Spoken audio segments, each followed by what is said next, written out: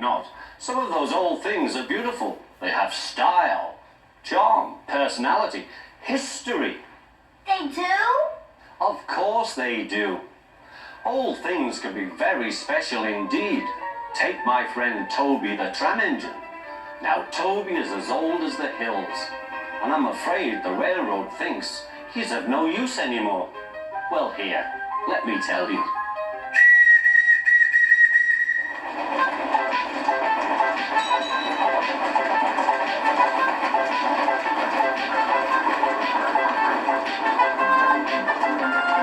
Toby is a tram engine. He has cow catchers and side plates and doesn't look like a steam engine at all. He takes freight cars from farms and villages to the main line and is cheerful to everyone he meets.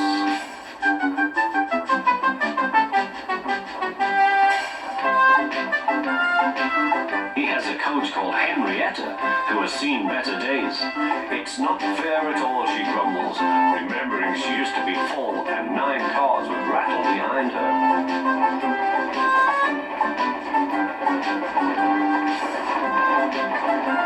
Now there are only 3 or 4, for the farms and factories send their goods mostly by truck. Toby is always careful. Cars, buses and trucks often have accidents.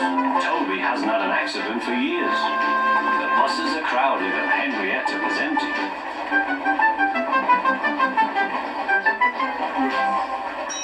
A lady and a stout gentleman stood on Toby's platform.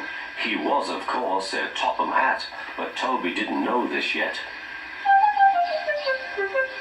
"Come on, Grandfather," cried the children. "Do look at this engine." "That's a tram engine, Stephen," said Sir Topham Hatt. "Is it electric?" asked Bridget. "Push!" hissed Toby. "Shh," said her brother. "You've offended him." "But trams are electric, aren't they?" "They are mostly, but this is a steam tram." "May we go in it, Grandfather? Please?" "Stop," said Sir Topham Hatt to the conductor. They all scrambled into Henrietta. "Hip, hip, hooray!" chanted Henrietta. But Toby did not sing. "Electric indeed! Electric indeed!" he snorted. He was proud of being a steam train. "What is your name?" asked Sir Topham Hatt. "Toby, sir." "Thank you, Toby, for a very nice ride." "Thank you, sir," said Toby. He felt better now. This gentleman, he thought, is a gentleman who knows how to speak to engines. The children came every day for 2 weeks. Sometimes they rode with the conductor, sometimes in empty cars. On the last day of all, the driver invited them into his cab. All were sorry when they had to go away. And Sir Topham Hatt and his family thanked everyone. "Come again soon," replied Toby. We will," called the children. And they waved till Toby was out of sight.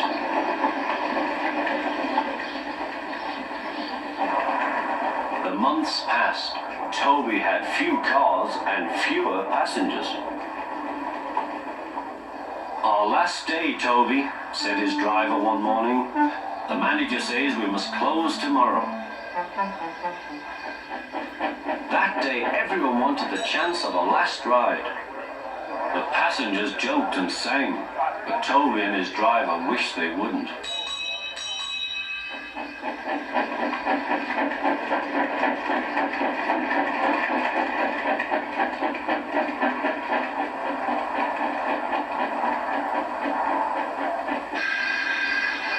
"Goodbye, Toby," said the passengers afterwards.